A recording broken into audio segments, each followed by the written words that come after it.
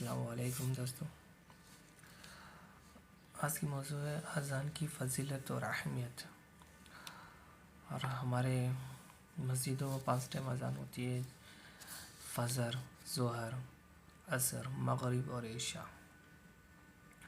اور 5 وقت میں اذان کی 4 فجر کی اذان میں صرف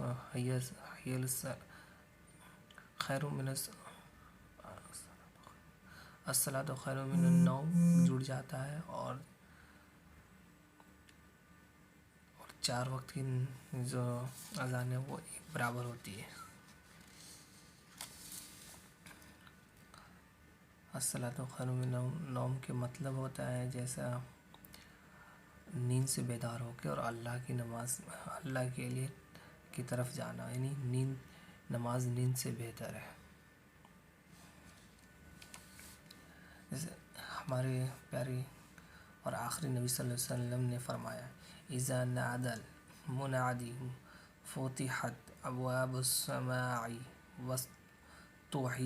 واستجيب الدعاء، یعنی مؤذن جب اذان دیتا ہے تو آسمان کے دروازے کھول دیے جاتے ہیں اور دعا قبول ہوتی ہے۔ حدیث نمبر 2428۔ یعنی اذان جب ہوتی ہے تو ہم لوگوں کو غور سے سننا چاہیے اور دعا کرنی چاہیے، اور اذان کو دہرانی چاہیے۔ مسلمانوں کو نماز میں شرکت کی دعوت دینے کے لیے بلند آواز سے کہنے جانے والے کلمات اللہ اکبر اللہ اکبر کو اذان کہتے ہیں۔ یعنی شرکت یعنی دعوت دینے کے لیے بلند سے ہم لوگ کیا بولتے ہیں؟ اللہ اکبر اللہ اکبر۔ اذان مسلمانوں کی عبادت میں سے ایک عبادت اللہ کی پاک رضا کے لیے ہے۔ یہ رضا کے لیے اذان دینے والے اور اس کا جواب دینے والے کو بھی بہت سارا ثواب ملتا ہے۔ جو اذان دے رہا ہے وہ بھی اس کو مؤذن کہتے ہیں، اور جو اس کی دہرا رہا ہے اسے بھی ثواب ملتا ہے۔ اذان کی بہت ساری برکتیں ہیں، جیسا کہ اذان سے ڈر خوف ختم ہو جاتا ہے۔ جب نماز کے لیے اذان دی جاتی ہے تو شیطان وہاں سے بھاگ جاتا ہے۔ جہاں اذان ہوتی ہے وہاں ہمیشہ رحمت نازل ہوتی ہے۔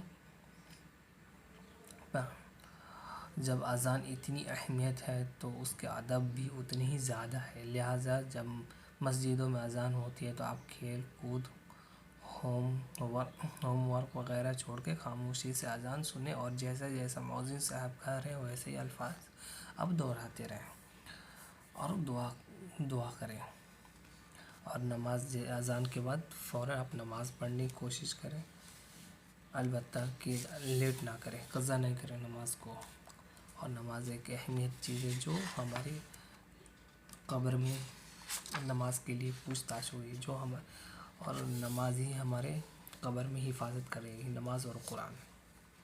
اس لیے نماز اول وقت میں پڑھنے کی کوشش کرنی چاہیے، نہ کہ ابھی نہیں بعد میں ابھی نہیں کر کے نماز قضا کرنا، یہ گناہ بھی یہ ہوتا ہے۔ اور نماز معافی، نماز سے چھوڑ دینا پھر اس کو کل پڑھیں گے پرسوں پڑھیں، ایسے نہیں کرنی چاہیے۔ نماز اب خوبی پابندی سے پڑھیں، کوشش کریں نماز، یعنی نماز جو ہے ایک ہمارے لیے ایک فرض ہے، ایک دم پڑھنی ہے۔ نفل نماز پڑھنے نہیں پڑھیں، لیکن فرض نماز ضرور پڑھیں۔ اور نفل اور سنت وہ کرتا ہے جسے نماز والا فرض نماز پڑھتے ہیں، اگر اس میں کمی و بیش ہوتی ہے تو نفل اور سنت ہماری اس نماز کو برابر لیبل کرتی ہے۔ جیسے فرض نماز پڑھنے میں 100 نمبر ملتا ہے اگر ہم پورا کریکٹ پڑھتے ہیں، اگر 100 نہیں ملا یا 80 نہیں ملا، 20 مارکس کہاں سے لائیں؟ تو سنت اور نفل سے ہی 20 مارکس ملتے ہیں جو مکمل کرتی ہے۔ تو آپ کوشش کریں اس نماز کو پورا اچھے سے پڑھیں، 5 وقت کی نماز پڑھیں، نماز کی اہمیت کو سمجھیں، اور نماز دل خلوص کے ساتھ پڑھیں، نہ کہ نماز پڑھ رہے ہیں ذہن کہیں اور ہے، کچھ اور سوچ رہے ہیں، ادھر مائنڈ ادھر مائنڈ کر رہے ہیں، تو یہ صحیح نہیں ہے. تو نماز کو کوئی فائدہ نہیں ہے. نماز سے بہت سارے حل آپ نکال سکتے ہیں. اگر کسی کو مشکلات میں ہے تو نماز 2 رکعت نفل نماز پڑھے اور اللہ سے دعا مانگے، انشاءاللہ وہ چیز پوری ہو جاتی ہے. اور نماز کو اپنی ایک زندگی کا معمول بنانے، کبھی قضا نہیں ہونے دیں. اور گھر میں ہر کسی کو نماز پڑھنے کی تاکید کیجیے. نماز پڑھیں 5 وقت، کیونکہ بہت ضروری ہے نماز پڑھنا. جو ہم آج کے لوگوں کو دیکھا جائے تو نماز نہیں پڑھتے، اس کے نوجوان داڑھی تو رکھتے ہیں، نماز نہیں پڑھتے. نماز سے بہت دور ہے. اگر فجر کی نماز میں دیکھا جائے تو مشکل سے 5 لوگ وقت ہے، 5 لوگ یا 6 لوگ ہی آتے ہیں. اگر مسلمان جیسے جمعہ کی نماز میں جتنے لوگ پہنچتے ہیں، اگر اس ٹائم فجر کی نماز میں پہنچ جائے تو دنیا پہ مسلمانوں کی حکومت ہوگی. لیکن نماز کو امپورٹنٹ نہیں دیتے انسان آج کے دور میں. یہاں تک کہ دکانداری نہیں چھوڑتے جمعے کے دن بھی نماز کے لیے، کیونکہ لاس ہو جائے ان کو. اس کی وجہ سے کوشش کریں نماز آپ پابندی سے پڑھنے کی کوشش کریں. انشاءاللہ. اللہ حافظ.